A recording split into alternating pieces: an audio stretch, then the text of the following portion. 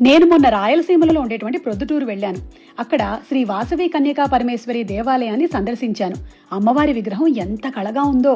దసరా మహోత్సవాలు మైసూరు తర్వాత ప్రొద్దుటూరులోనే అంత అద్భుతంగా జరుపుతారట. ఇక ఈ గుడి నుంచి బయలుదేరి అగస్తేశ్వర స్వామి దేవస్థానం చేరుకున్నాను. ఇది శివాలయం. అగస్త్యుల వారు స్థాపించినటువంటి ఆ శివలింగాన్ని చూడ్డానికి 2 కళ్ళు చాలవంటే నమ్మండి. ఈ ఊరిలో ఉండే మరో అద్భుతం ఏంటంటే సాక్షాత్తు శ్రీరామచంద్రుల వారే స్థాపించిన సైకతలింగం. అదే ముక్తి రామేశ్వర క్షేత్రం. అయితే ఆ క్షేత్రాన్ని దర్శించే ముందు కాశీ హనుమంతలింగేశ్వర స్వామిని దర్శించి తర్వాత ఇక్కడికి రావాలి. హనుమంతుల వారు కాశీ నుండి తెచ్చిన లింగాన్ని ఇక్కడ ప్రతిష్ఠించారు. రావణుణ్ణి హతమార్చిన తర్వాత అయోధ్యకి వెళ్తున్నటువంటి రాముల వారు ఈ ఊరి దగ్గర ఆగి బ్రాహ్మణ హత్య దోష నివారణార్థం ఇసుకతో చేసినటువంటి లింగాన్ని ప్రతిష్ఠించారు.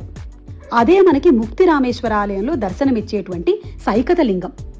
అప్పటి నుంచి ఇప్పటి వరకు ఆ లింగం దగ్గర ఊటబావిలాగా నీళ్లు వస్తూనే ఉంటాయి. అలాగే అదే గుడిలో ఉండేటువంటి అమ్మవారిని కూడా చక్కగా దర్శించుకున్నాము.